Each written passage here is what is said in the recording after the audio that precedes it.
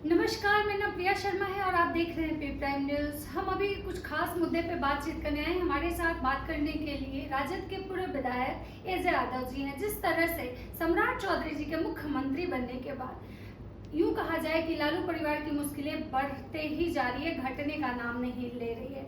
एक तरफ ये भी कहा जाता है कि सम्राट चौधरी जी जो हैं लालू के पाठशाला से ही निकले हैं, लेकिन समझ में ये नहीं आ रहा है कि आखिर फिर उनको लालू परिवार से इतनी दुश्मनी क्यों। मैं इसी मुद्दे पे बात करूंगी। तो सबसे पहले स्वागत है मैम आपका। धन्यवाद और नमस्कार।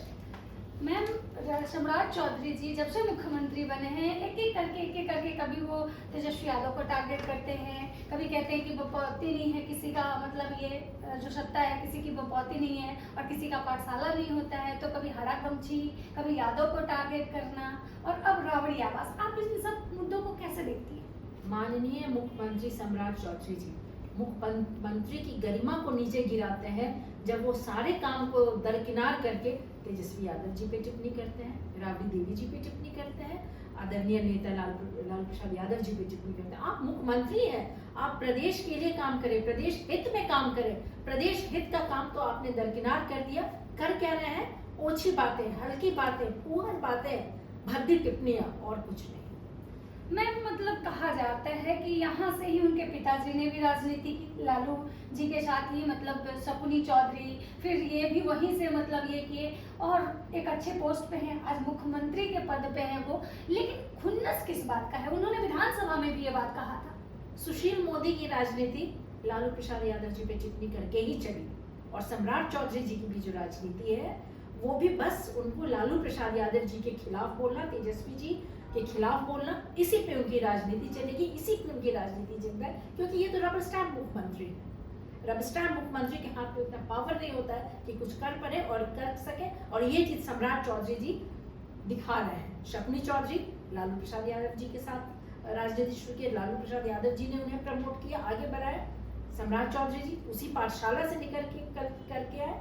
ये बीजेपी के चमचई में, आरएसएस की चमचई में लगे रहते हैं, क्योंकि उनको मालूम है सुशील मोदी की तरह इनकी भी राजनीति तभी तक चलेगी जब तक कि लालू प्रसाद यादव जी पे टिप्पणी करेंगे और उल्टी सीधी बयानबाजी करेंगे। मैम, एक चीज और है कि हरा गमछी को लेके जब मुख्यमंत्री जी टारगेट किए तो कहा यह भी जा रहा था कि मुख्यमंत्री जी एक तीर से दो निशाने कर रहे थे, यानी यादव प्लस मुस्लिम, क्योंकि मुसलमान लोग जो होते हैं उनका भी एक हरा रंग का ही ज्यादा मतलब ये है। तो क्या मतलब ये जो सम्राट चौधरी जी हैं ये मुसलमानों से, मतलब इनको कोई खास प्रॉब्लम है? यादव से तो है मैं ही। फिर दोहराती हूँ, सम्राट चौधरी जी भूल गए हैं कि मुख्यमंत्री की रिस्पॉन्सिबिलिटीज क्या होती है। जब वो शपथ लिए मुख्यमंत्री का तो जरूर वो कहे होंगे कि मैं भेदभाव नहीं करूंगा, मैं सच्ची निष्ठा के साथ काम करूंगी। ये निष्ठा कहाँ गई? पहले वो एक जाति पे टारगेट करते हैं, फिर एक पार्टी आरजेडी पे टारगेट करते हैं, मुसलमानों पे टारगेट करते हैं। एक मुख्यमंत्री का काम नहीं है। जो दबे कुचले हैं उनको आगे लेके चलिए। आप ऑर्डर कैसे देते हैं कि हरी गमछी को देखिए, वो क्रिमिनल है, उनको शूट कर दीजिए। मांझी जी भी सुर में ताल मिलाते हैं। अरे आप लोग मंत्री हैं, भेदभाव नहीं कीजिए, प्रदेश को आगे कीजिए और इस तरह की ओछी बयानबाजी नहीं कीजिए। आपका भी चिट्ठा पर्चा खुलेगा तो सारे क्रिमिनल रिकॉर्ड सामने आएंगे। जिस तरह से आपने कहा कि मांझी जी भी करते हो, क्योंकि मांझी जी तो उनका तो कहना है कि 50% से ज्यादा अपराधी यादव है। बिल्कुल, तो वो जेडीयू में देखे ना, एनडीए में देखे ना, जितने यादव अपराधी हैं सबको निकाल दें, शुरुआत अपने घर से कर दें। मैम, एक बात और है कि आपने जेडीयू का अभी नाम लिया, तो जेडीयू में भी एक मुद्दा भी काफी मतलब राइज है, गरम कह सकती है कि आनंद मोहन का कहना है कि जेडीयू में जो है थैले की राजनीति हुई, फिर नीतीश कुमार को जिंदा दफन कर दिया गया, और उनका ये भी कहना है कि नीतीश कुमार का जो बलिदान है हम जाया नहीं होने देंगे। क्या बेटा को मंत्री नहीं बनाए इसलिए भड़क गए क्या? आनंद मोहन जी की बात जी। कर रही है। आनंद मोहन जी के बारे में क्या कहें? बेटा रहते हैं आरजेडी में तो खींच करके ले जाते हैं जेडीयू। अभी जब बेटा इस बार फिर विधायक बना तो उनको क्या हुआ? कुछ पद भी नहीं मिला। ये हल्ला गुल्ला मचाना शुरू किए कोई पद के लोभ में। नहीं तो आनंद मोहन जी का कोई स्टैंड है? कब कौन कांग्रेस में, कौन आरजेडी में, कौन जेडीयू में, कब बीजेपी में, इनका कोई ठीक नहीं है। इसलिए ये तो कुछ ना ही बोले तो बेहतर है। मैम, रावड़ी आवास खाली करने के लिए 15 दिनों का समय मिला है। रावड़ी जी कह रही है कि कुछ भी हो जाए हम खाली नहीं करेंगे। रोहिणी आचार्य भी हैं, वो भी पोस्ट कर रही हैं कि सम्राट चौधरी जी में अगर है हिम्मत तो खाली करवा के दिखा दें। और मतलब सम्राट चौधरी की पुलिस वहां तक पहुंच भी जाती है। तो आपको क्या लगता है कि इस बार आखिर क्या ऐसा बिहार की राजनीति में मतलब देखने को मिलेगा? क्या चिराग पासवान का जैसा सामान फेंका गया था राबड़ी देवी जी का भी फेंक दिया जाएगा?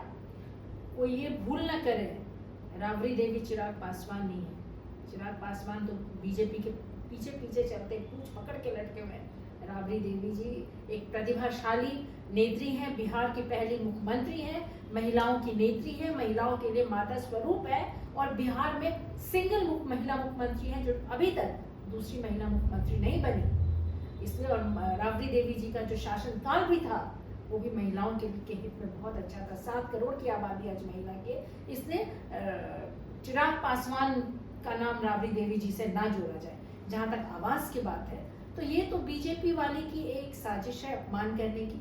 यही 10 सर्कुलर आवास की जो बात कर रही है, राबड़ी देवी जी विधान परिषद में नेता प्रतिपक्ष हैं, और 2 साल पहले ये मकान विधान परिषद के जो भी नेता प्रतिपक्ष होंगे उनके लिए आवंटित किया गया है।